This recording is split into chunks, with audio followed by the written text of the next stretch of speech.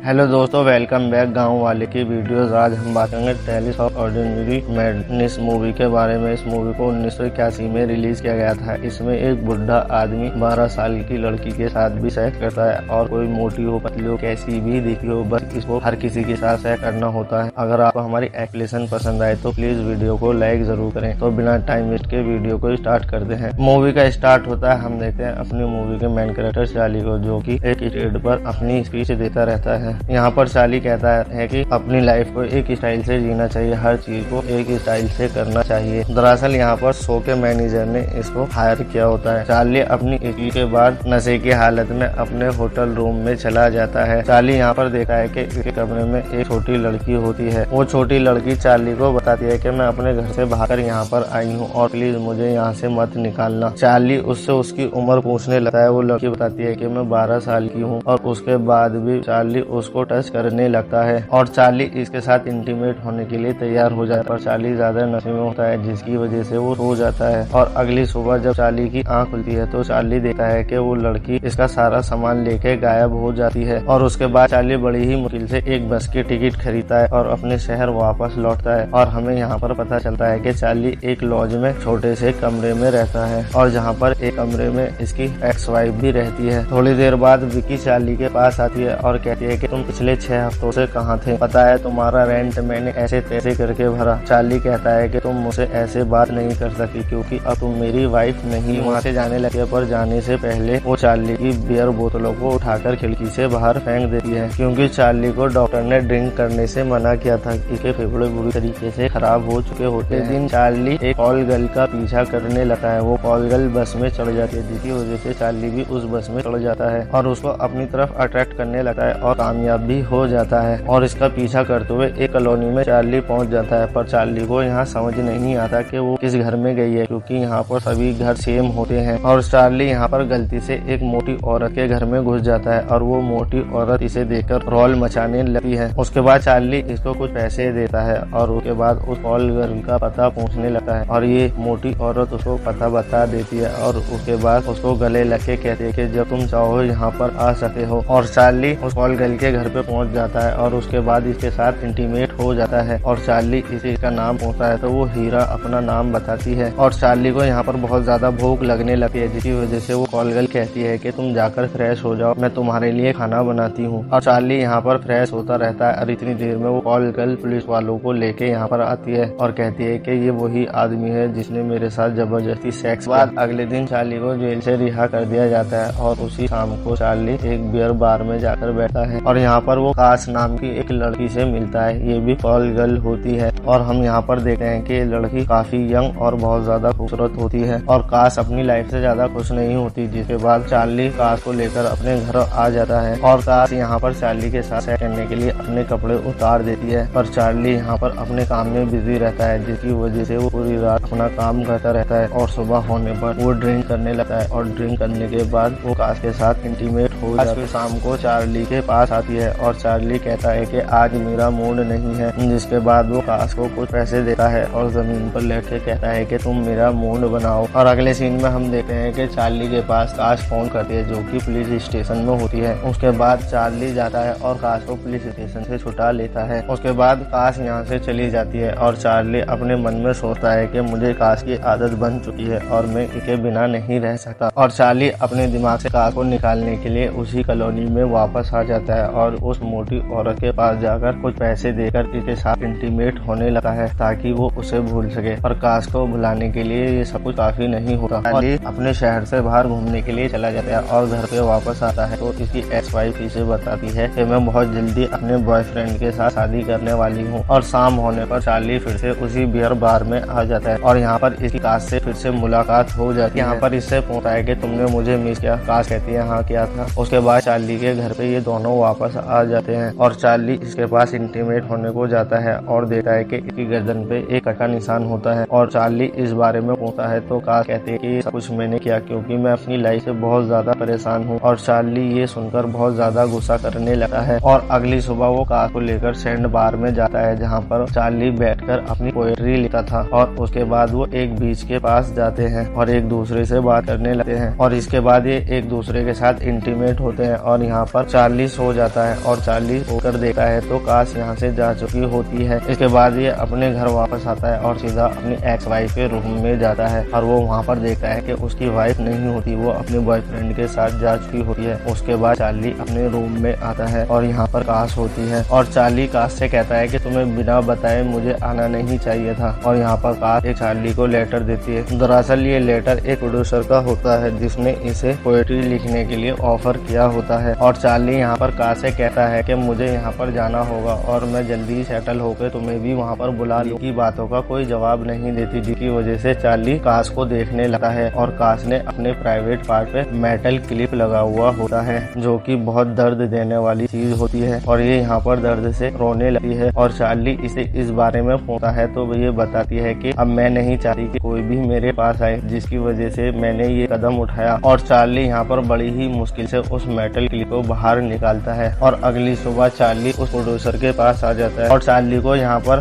Drink की बहुत ज्यादा बुरी लत लग चुकी होती है, जिसकी वजह से वो उल्टी सीधी हरकत करने लगता है और वहाँ पे बैठे हुए जितने भी राइटर होते हैं उन सभी को परेशान करने लगता है, जिसकी वजह से यहाँ पर ऑनर इससे कहता है कि तुम्हें लिखने की नहीं किसी अच्छे डॉक्टर की जरूरत है और इसको अपनी कंपनी से निकाल देता है। और चार्ली वापस अपने शहर आ जाता है। उसके बाद वो उसी बियर बार में जाता है और वहाँ पर एक आदमी चार्ली को बताता है कि काश ने सुसाइड कर लिया है, जिसके बाद चार्ली उसको आखिरी बार देखने के लिए चर्च में जाता है। और इन सब के बाद चार्ली की हालत और भी ज्यादा खराब हो जाती है, जिसकी वजह से चार्ली पूरा दिन नशे में रहता है। जिसके बाद वो लड़खड़ाते हुए उस सैंड बार में पहुंचता है जहाँ पर एक मेड बहुत अच्छे से ध्यान रखती है। अगली सुबह यहाँ पर चार्ली के पास एक बहुत ही खूबसूरत लड़की आती है और इसे कहती है कि तुम मेरे लिए पोएट्री रीड करोगे। जिसके बाद चार्ली इसके टच करते हुए कहता है कि इसके बदले मुझे क्या मिलेगा। उसके बाद वो दोनों बीच के किनारे पर चले जाते हैं और उसके बाद चार्ली उसके लिए एक पोएम रीड करता है, जिसकी वजह से वो लड़की इसके साथ इंटीमेट होने के लिए तैयार हो जाती है। और उसके बाद ये दोनों इंटीमेट होते हैं और इस मूवी का यहीं पर एंड हो जाता है। अगर आपको हमारी एक्सप्लेनेशन अच्छी लगी हो तो प्लीज चैनल को सब्सक्राइब करें और बेल आइकन को ऑन करें। मिलते हैं किसी नेक्स्ट वीडियो में, तब तक के लिए विदा लेते हैं।